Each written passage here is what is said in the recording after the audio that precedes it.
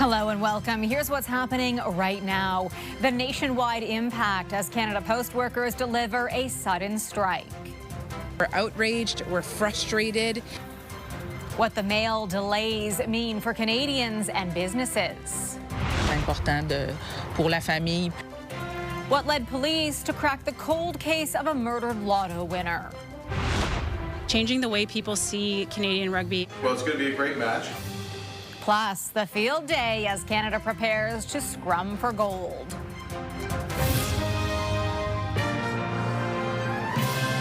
CTV National News with Heather Butts.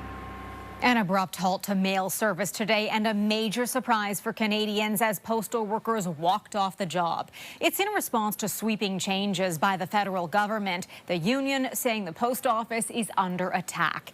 CTV's Rachel Aiello joins us with our top story. This is full-scale job action, Rachel.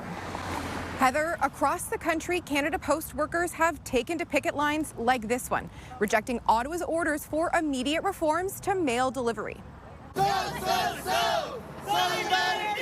Thousands of postal workers are on strike. The trigger for the shutdown? Sweeping changes the federal government is forcing, including ending door-to-door delivery in an effort to save a struggling Canada Post. We're striking to keep good service and to keep good jobs. We will be here until we win. But as long as this labor disruption lasts, no new mail will be processed or delivered, with few exceptions. Meaning Canadians need to brace for delays. There's no sign Jobs Minister Patty Hajdu is ready to step in yet, saying today federal mediators remain available to support the bargaining process, and she is encouraging both parties to continue working towards a fair resolution. Yesterday, Ottawa announced it was ordering Canada Post to transition millions of addresses to community mailboxes, shutter some rural post offices, and extend delivery times for letter mail. Canada Post was getting ready to roll out these reforms, but says it's now preparing a new contract offer, while warning the strike will only worsen the Crown Corporation's dire financial situation. We got to make the service more affordable because Canadians value it, but it's just becoming too expensive to them as taxpayers. When these workers went on strike last year, it cost small businesses more than $1 billion. And they're now fearful of the impacts that this labor disruption could have. Many of them are treading water due to the trade war, and we're banking on the holiday shipping season to stay afloat. Heather? All right, Rachel, thank you. The issues behind the strike certainly has Canadians talking. Those major reforms announced yesterday, including the end of home delivery. That will convert millions of addresses to community mailboxes. CTV's Allison Bamford is near one of those this evening. Allison, what are you hearing from people? Heather, this community mailbox has been fairly quiet today, possibly due to the weather, or people just know that there won't be any new mail today. Those that we did talk to, well, they have their concerns, but also understanding for the state that the Postal Service is in.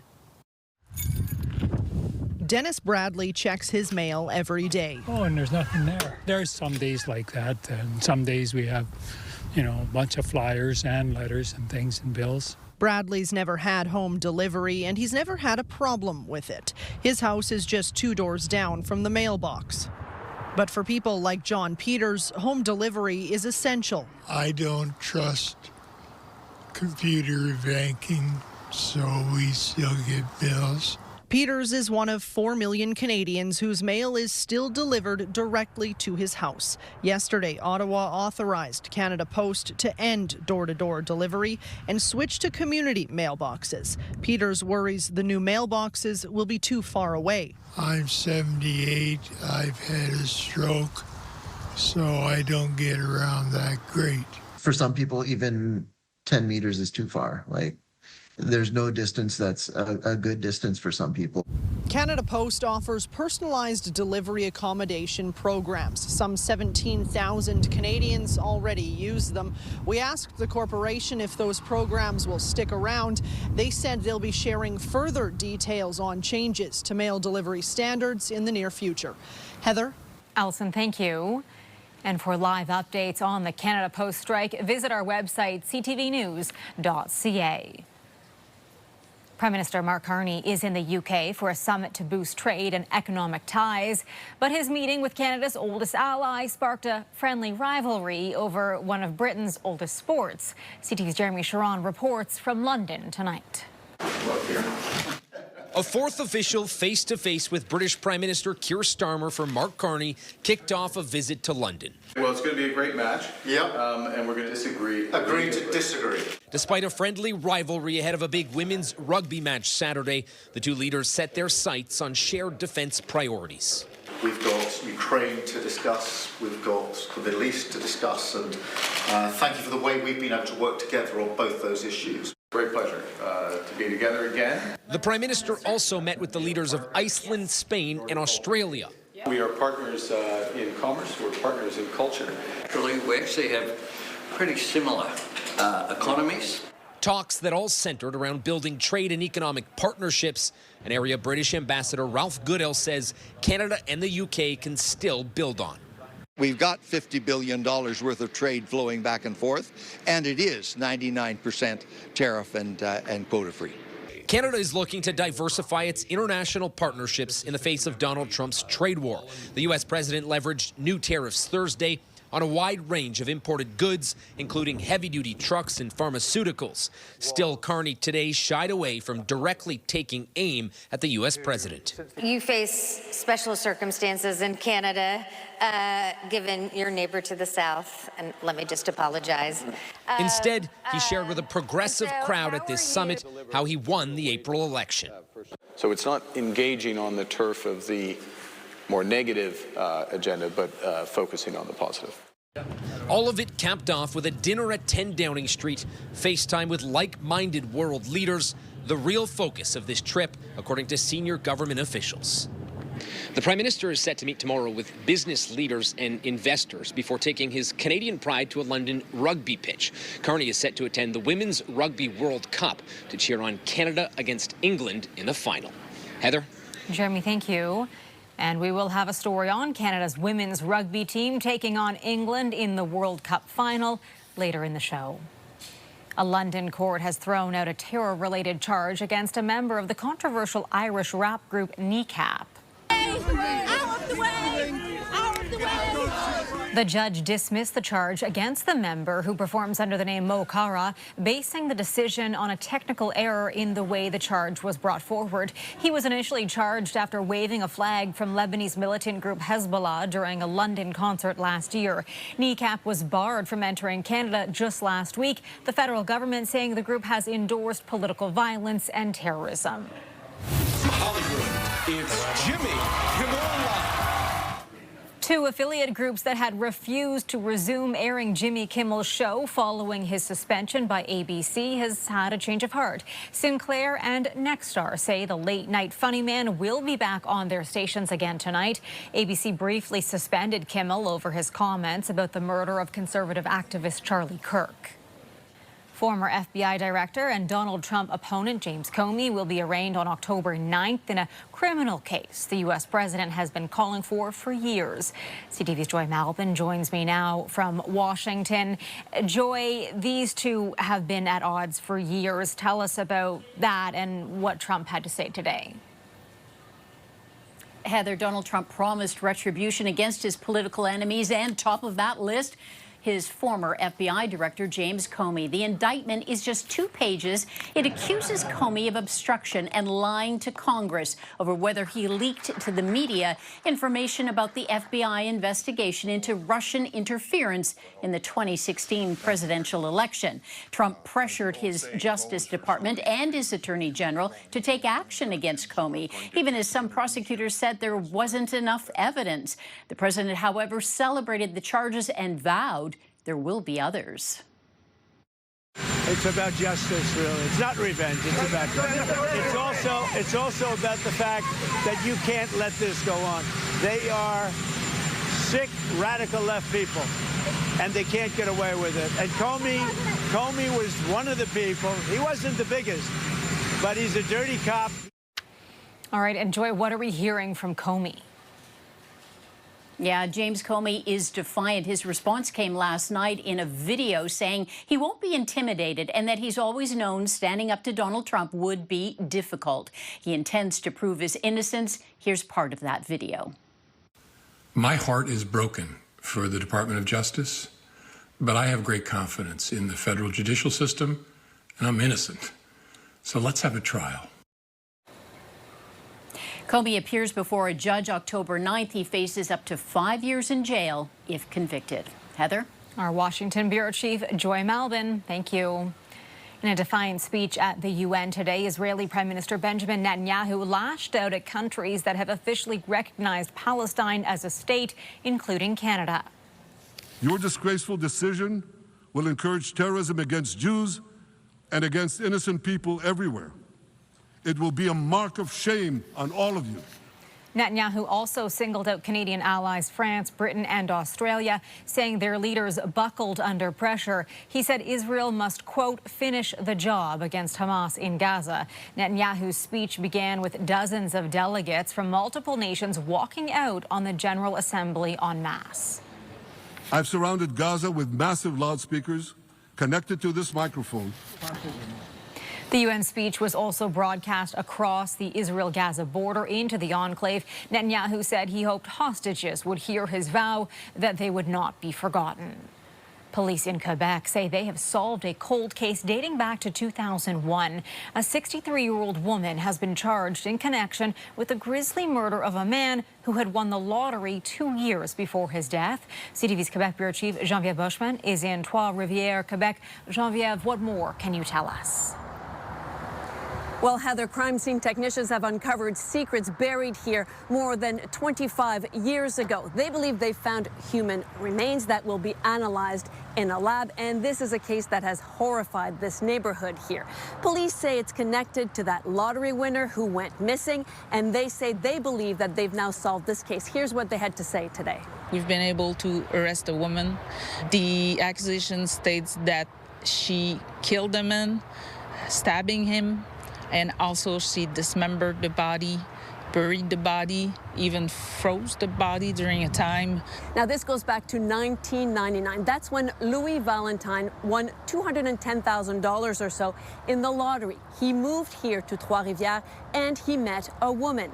Now, a few months later, his family reported him missing to police. They hadn't heard of him in about 6 months. That's when a missing persons case was opened.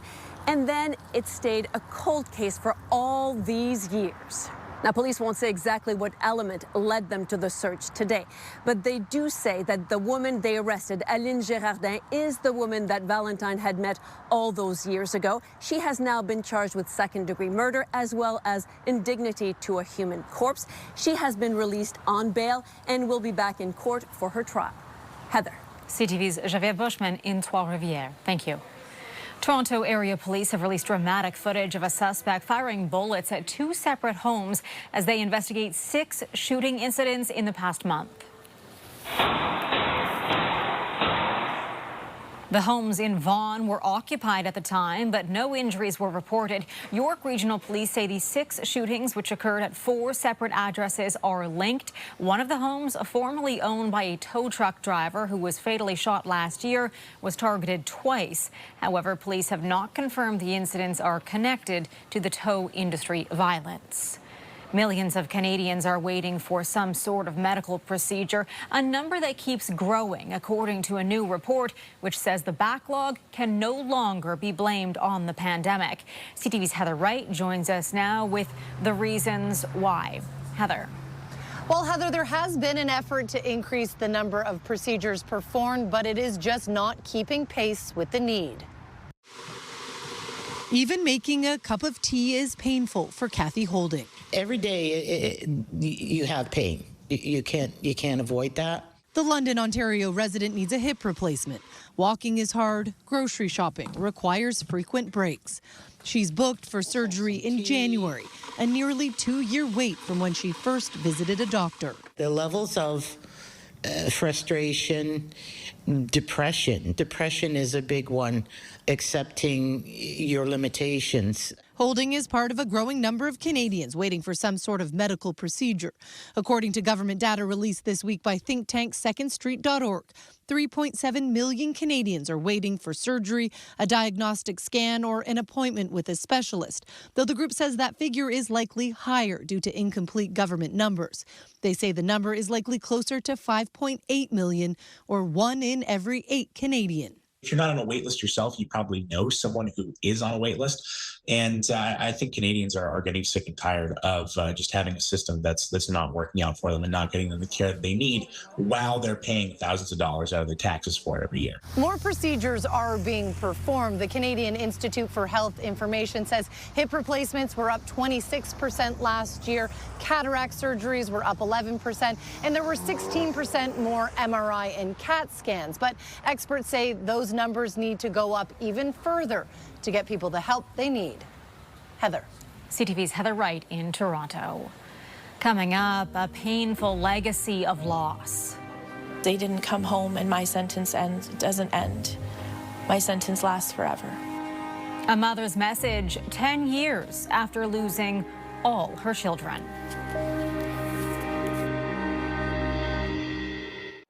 Tomorrow will mark 10 years since a horrific crash killed 3 children and their grandfather, leaving a mother with almost nothing left to hold on to. It is something that is a part of me. I won't, I don't deny, I don't lie about it. I just wish so much that my favorite photo of my kids is not the photo everyone knows them by because they're dead. On September 27, 2015, in Vaughan, Ontario, Jennifer Neville Lake's children, 9-year-old Daniel, 5-year-old Harry, and 2-year-old Millie, along with their grandfather, were killed when a drunk driver ran a stop sign, his SUV slamming into the family's minivan. It is very nice inside my head because they're alive. And Edward's alive. The grief has grown in the years since, when her late husband Edward died by suicide and a house fire destroyed memories of her family. Now Neville Lake lives with round-the-clock care for her own safety. She started a charity called Many Hands Doing Good to honor her children and father's passions. Still ahead, kicking off the excitement as Canada sets its sights on rugby gold.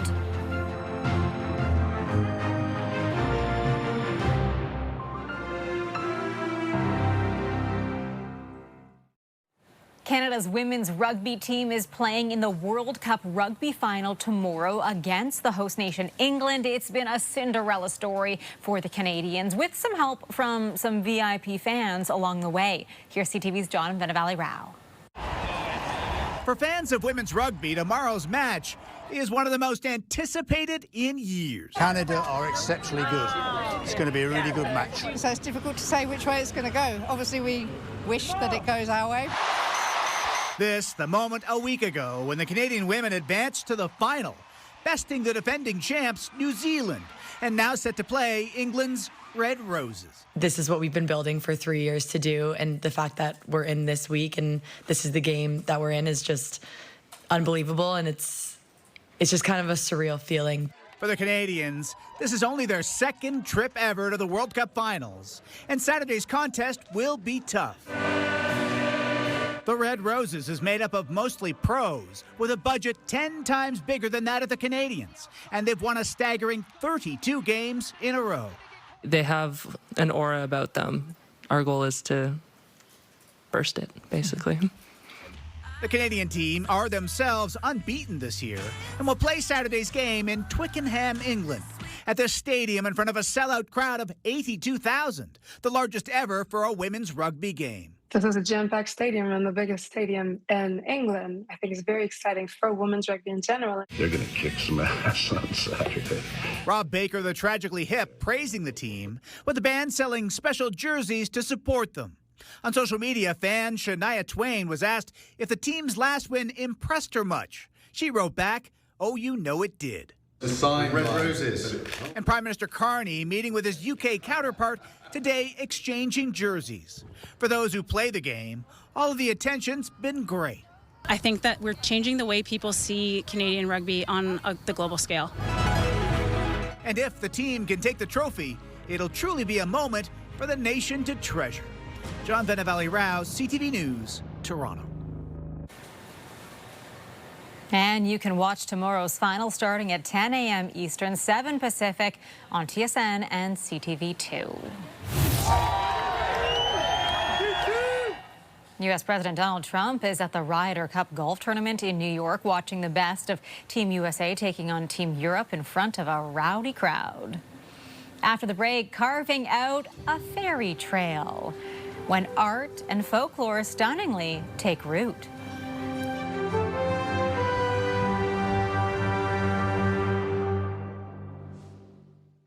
Artists in PEI have added a touch of magic to the woods in the town of Stratford. CTV's Maria Saru joins us now from the Fairy Trail. Maria. Heather, it all starts with walking through that red door behind me. There's no secret password, just bring your imagination. The story begins with a step. Follow this path and you'll find hints of folklore, subtle signs that something magical is stirring. To see kids having their imaginations, and you want to see a tiny house? It's so calm. This is the new fairy trail at Robert Cotton Park. The town of Stratford is hiring local artists to bring it to life, turning dead tree stumps into art. I think they're just amazing. And you know, I walk every day, and every day there seems to be a new one for quite a while. There are painted doors with small knobs for even smaller creatures, and faces carved into wood. Kate Sharpley spent her summer weaving willow into these sculptures. You need a bigger fairy to kind of watch over the trail. Come out, enjoy it, get some outside air, have some fun, be curious. Some might be tempted to leave a gift for the fairies, maybe a gem or a shiny coin, but the town is asking families to leave artificial items at home so the path stays safe and green. The idea is this is supposed to fit into the natural environment. Stratford's mayor adds the initiative reflects the town's slogan, "Imagine that." And people see different things. That's a fairy, is it? It looked to me to be an angel coming down, but I guess we can call it the same thing. The mayor says council sets aside around $15,000 every year for arts and culture projects like this. Money well spent. And this is just the first chapter. The town says the fairy trail will continue to evolve over the next few years with new artists, new pieces, and new reasons to come back. Heather. Looks like a beautiful space, Maria. Thank you. That is our newscast. Thank you for watching. I will be back tonight with CTV National News at 11. I'm Heather Butts. Your local CTV News starts right now.